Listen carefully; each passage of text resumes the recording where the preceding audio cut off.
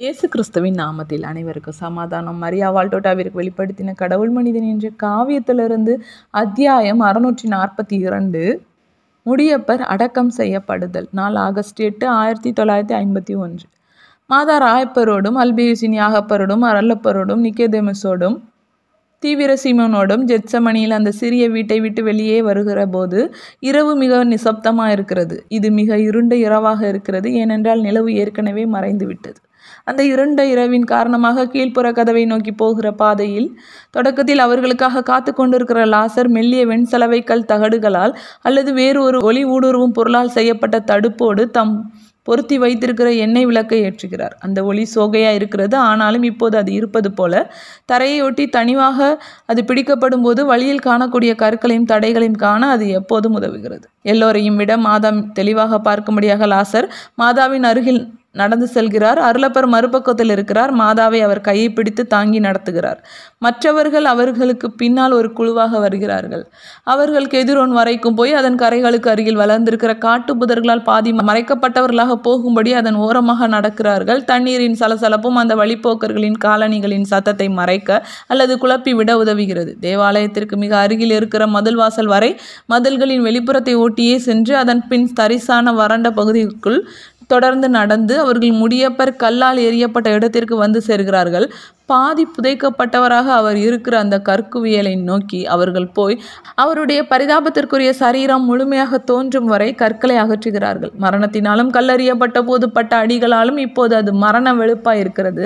அவருடைய சரீரம் இறுக்கமாகவும் விரைப்பாகவும் அவர் தமது கடைசி மூச்சை விட்டபோது இருந்தது போலவே முழுவதும் சுருண்ட நிலையிலும் இருக்கிறது. அருளப்பரால் இரக்கத்தோடு சில அடி தூரத்திலேயே நிறுத்தப்பட்டிருக்கிற மாதா தன்னை விடுவித்து கொண்டு கிழிக்கப்பட்டும் இரத்தத்தால் மூடப்பட்டும் இருக்கிற அந்த பரிதாபமான சரீரத்தை நோக்கி ஓடுகிறார்கள்.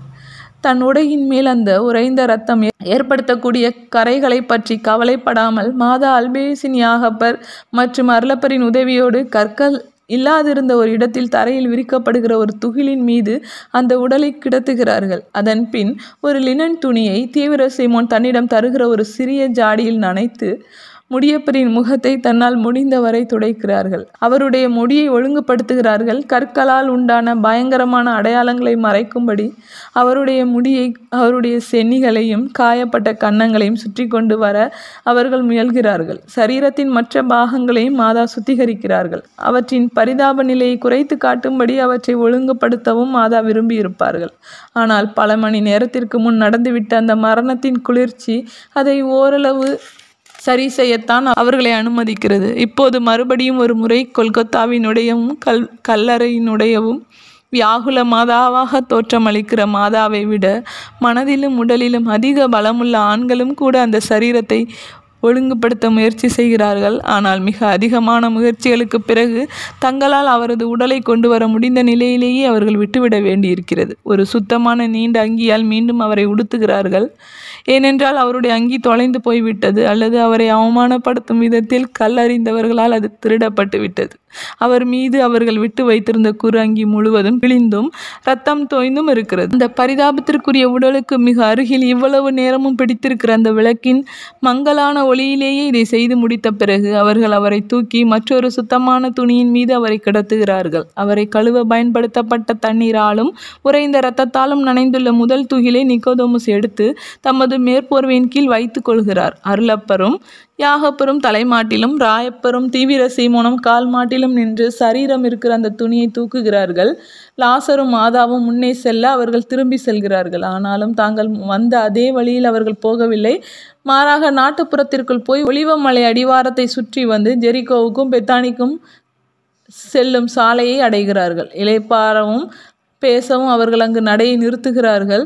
எதிர்ப்பான முறையில் என்றாலும் முடியப்பரின் தீர்வையின் போது அங்கே இருந்தவரும் யூதேயர்களின் மூப்பர்களுள் ஒருவருமாய் இருந்த யூத சங்கத்தின் முடிவுகளை மற்றவர்களை விட அதிகம் அறிந்திருக்கிறவருமான நிக்கோதேமுஸ் அங்கு கூடியிருப்பவர்களிடம் கிறிஸ்தவர்களுக்கு எதிரான கலாபனைக்கு உத்தரவிடப்பட்டு திடீரென தொடங்கப்பட்டுள்ளது என்றும் கிறிஸ்துவின் சீடர்களாக குறித்து காட்டப்பட்டுள்ள பெயர்களின் ஒரு நீண்ட அட்டவணையில் முடியப்பர் முதலானவர் மட்டுமே என்றும் எச்சரிக்கிறார்.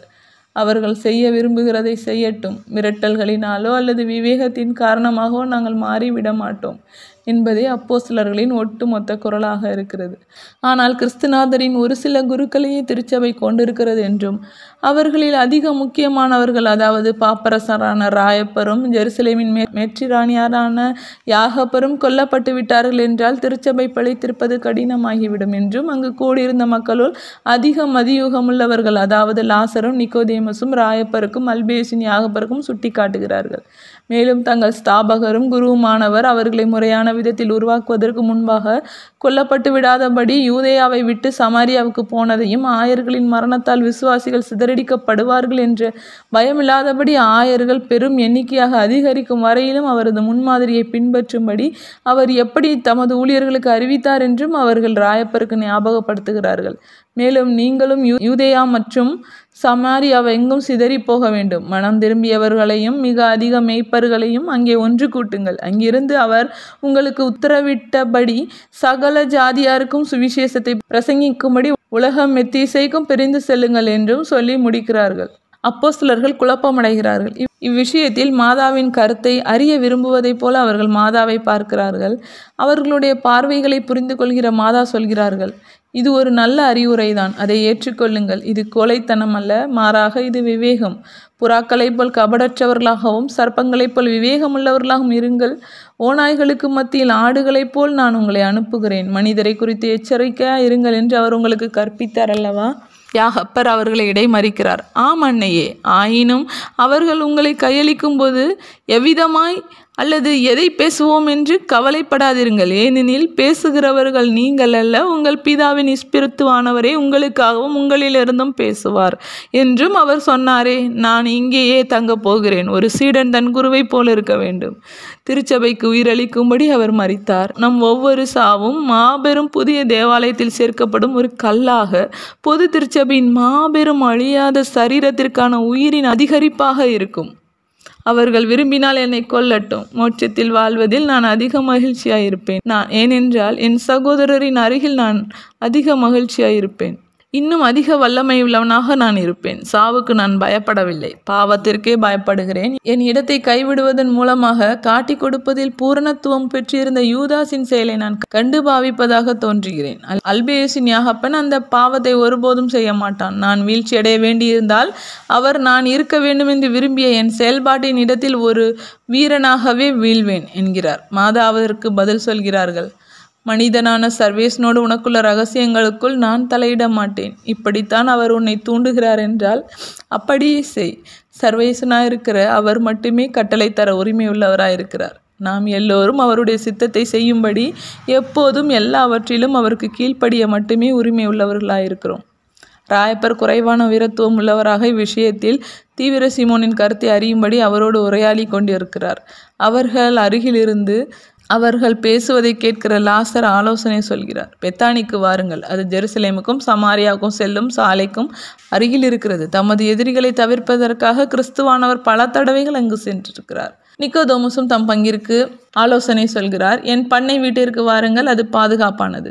பெத்தானிக்கும் ஜெருசலேமுக்கும் அருகில் இருக்கிறது. ஜெரிகோ வழியாக எபிராயிமுக்கு செல்கிற சாலையின் மீது இருக்கிறது. இல்லை, என்னுடைய வீடு ரோமையால் பாதுகாக்கப்படுவதால் அதுவே அதிக நல்லது என்று வற்புறுத்துகிறார் லாசர். உம்மை இறந்தோரிடமிருந்து எழுப்பி அதன் மூலம் சேசு வல்லமையுள்ள விதத்தில் தமது தேவஸ்பாவத்தை உறுதிப்படுத்தியதால் நீர் ஏற்கனவே மிக அதிகமாக வெறுக்கப்படுகிறீர்.